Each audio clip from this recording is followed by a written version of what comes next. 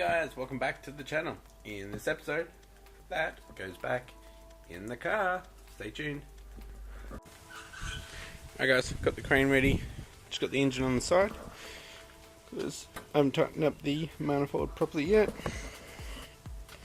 As you can tell, I've still got the oil filter open, so I'll cover that up. So I'll probably go have a look at some sandwich plates. Yeah, tighten this up. Let's look back over, put it on the crane, and what I did was actually put this little bracket on, which was off the NA engine when I got it. It actually came down a bit lower, but that doesn't fit on with the turbo. So yeah, I'll just tighten up these. Alright, best timing actually without this connected. I can get that one, that one, that one. That one and that one easy. This one I struggled with, so I took the mount off and was able just to get a ring spanner on that and crank it tight. So I'll put the mount back on and get this bad boy in.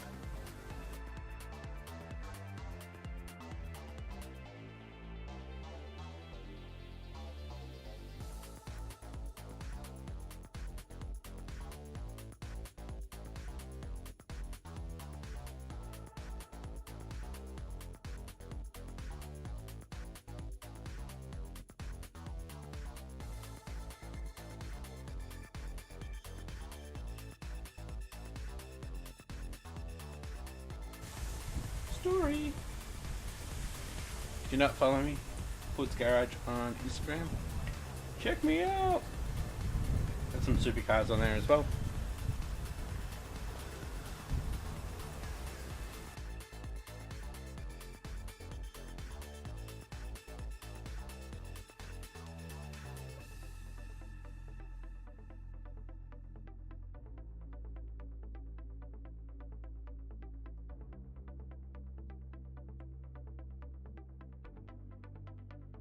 Now for the tedious part, guys. Got to jack up the gearbox and the auto trans, get them to line up and slide the engine on. It's so much easier if they didn't have those studs, but it's their design. It's back in, guys, finally. I'm just going to torque up these bolts and the engine mounts. Put them on properly. I'll just put those two nuts on. She's in, guys. She is in. This turbo is not moving. So now I can kind of show you the setup that I want. So, just discovered a Cobra neck inlet. I guess the early WRXs had them too, where the intake came up.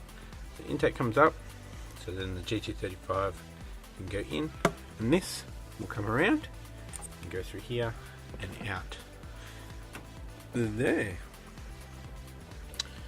Exciting times, guys, but I am going to get it tuned with just this turbo,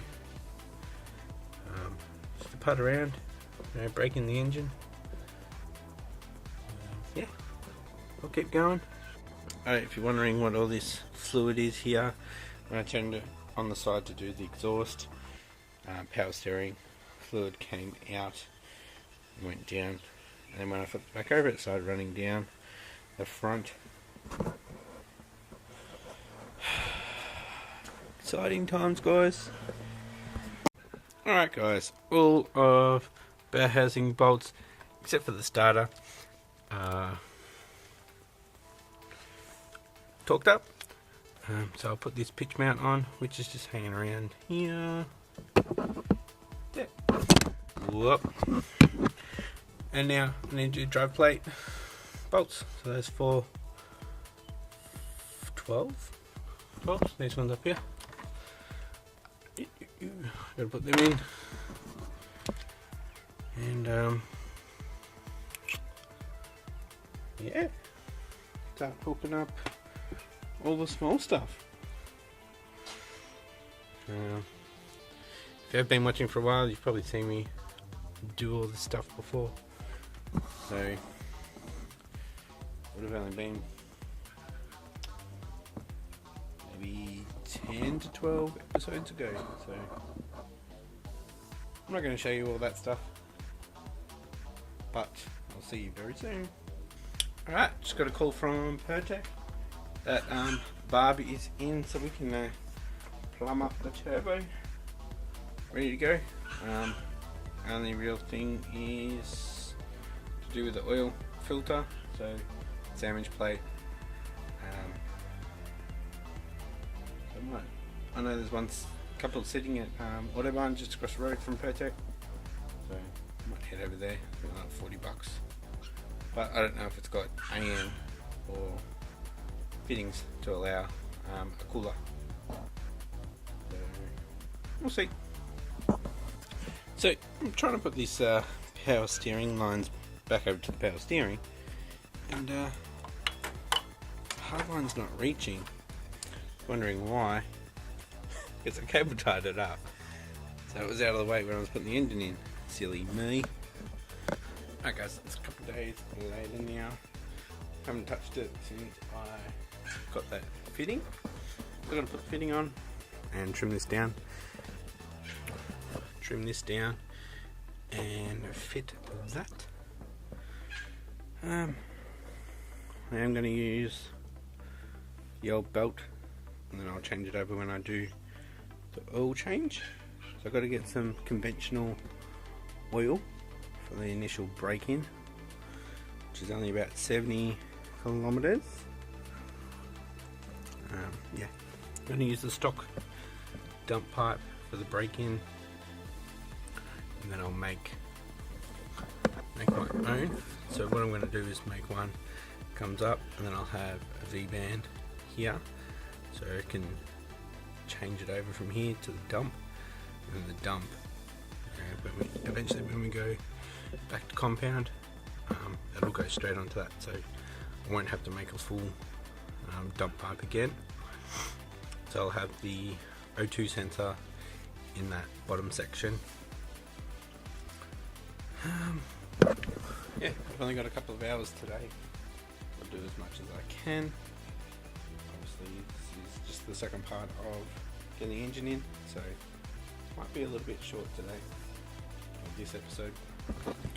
Also, still need to pick up a donut gasket for the exhaust there. Okay, so we've got the belt on, it's tight, just working in this back area here. So I've got the breather on this head, got the starter on now, got that all hooked up.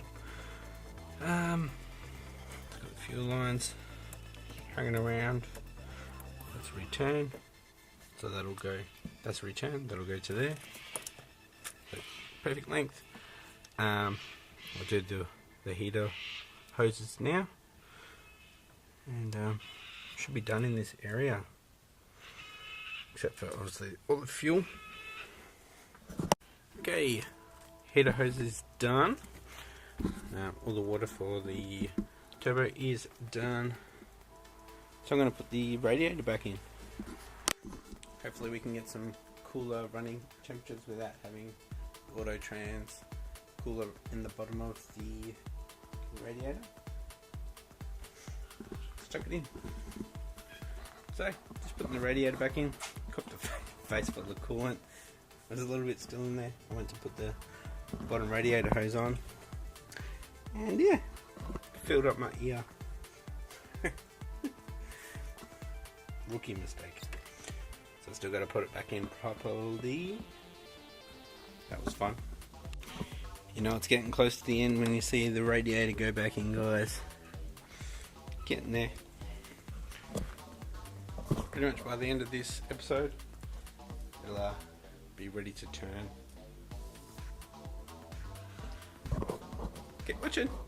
I've got intercooler pipe on, where it's all routed. Got the loft valve hooked up. So what I need to do next is one little bracket that I made for underneath here. So this is good. Still got the bolt up here. Got to find the O2 sensor. It goes in the up pipe. And you get the donut for the up pipe and a block off for one of the sensors in the up pipe or manifold. And then plug the O2 sensor in here and then get that piping on. We've got to do dump pipe first and then we'll do that one there. And intake.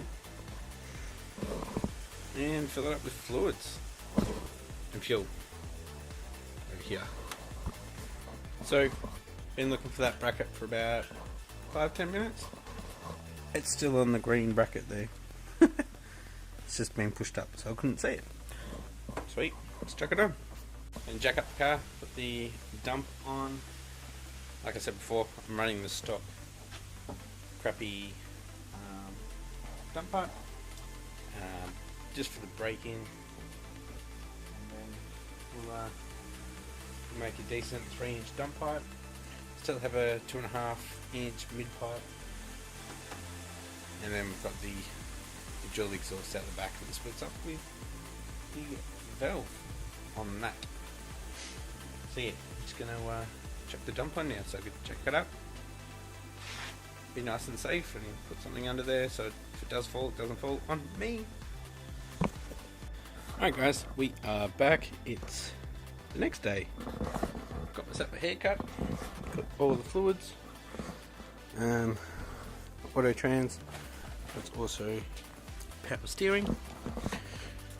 Just got a 10W40 part synthetic. So this is the break-in oil, only about 70 to 100 kilometers on this, and it gets dumped. With that, we got the injector cleaner as well. It was part of a deal, so that was like half price. And we've got some coolant. Haven't got a sandwich plate yet. I probably should go get one today because I don't have the oil pressure sensor in. Yeah. So I did end up going down to Autobarn and checking if they had one with outlets for a oil cooler. Might chuck the coolant in. Power steering in, and finish bolting up the exhaust, fuel system, and just the intake here. And we'll head down and probably get a couple of filters and sandwich plate.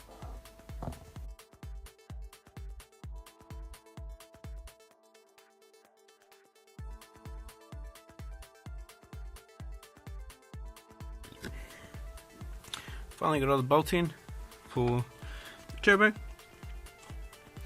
I think I put the O2 sensor for in the car.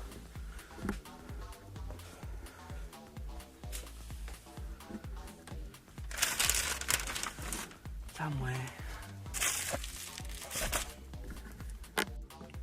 Can't find it. It's really frustrating.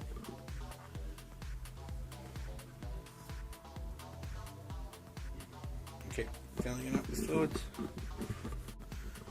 Okay guys, I'm going to start doing the fuel system. So obviously we've got the filter, so that's coming from the tank into the rails. So that's the feed, so that's this one here.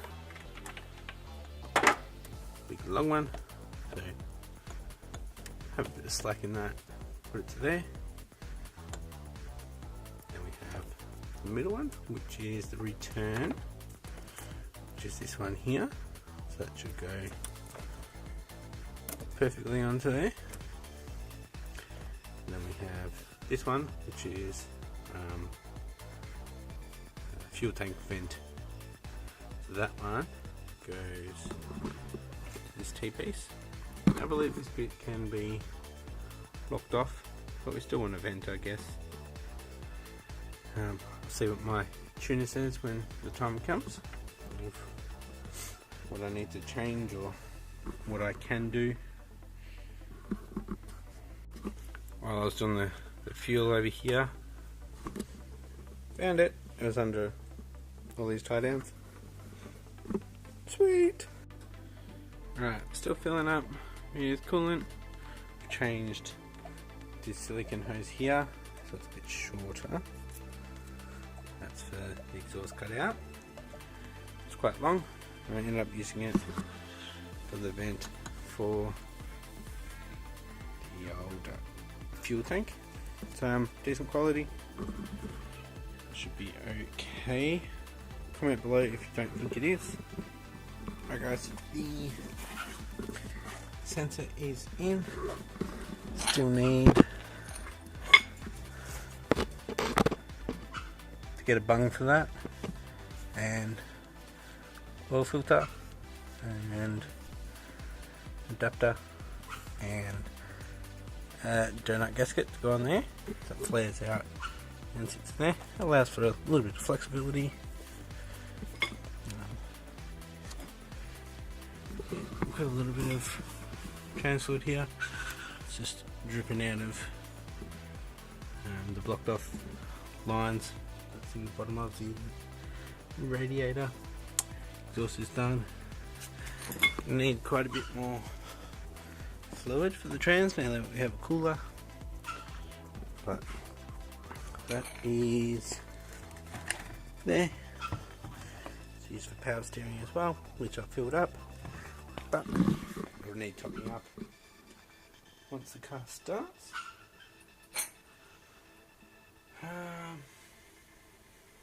Need to put the intercooler piping on, and this head breather as well. I chopped that blue to put it there, so I could get the lines for that. Yeah, I'll find an adapter and some hose, so yeah, all good. Alright guys, I found this 90 degrees that I originally bought to fix an original block breather. It's actually really good having a 90 degrees there. Keeps it away from here, and later on when maybe a GT35 sits in there, it can be tucked up out of the way. No problem. That is a fuel line, not a heater hose, so it'll be okay for those vapors.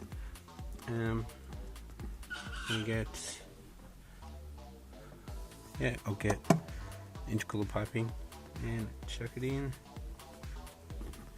Ooh, cooler pipes on. That actually went on easier than on the TDO 4.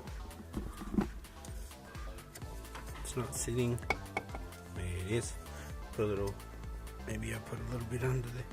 We'll just loosen this off, rotate it, and tighten it up again. If it's okay down here. So close, guys. Alright guys, I removed the blue silicone here. Just put the black one on that I had on the TDO4 with that fill in it, so I can use my boost controller. Tees off, and it actually goes into that blue to the stock boot solenoid. My tuner would probably say to get one of the 3-port, 4-port ones. That'll be in the future. So I'm at the point where I'm just filling up fluid, got the battery in, fuel's done. I need to get the oil in, so I need to go get either the sandwich plate and a couple of filters, or just a filter and run without a cooler and without an oil pressure sensor. But that would be silly. So I'm going to go get at least a sandwich plate and a filter. We can get it started. Alright guys, we are back. I've got everything that we need to get it started. The only thing that I am missing is the bung to go in the manifold. everything else I've got. Okay guys, got the oil filter on, the sandwich plate there, and I have oil pressure sensor there. So I'm going to start filling it up with oil and look for some bolts for this flange here. Alright guys, everything is done, it's ready to go. Just need to prime it, check for any leaks, and then right for a test drive. Stay tuned for the next episode when we do that. Bye. Oil pressure.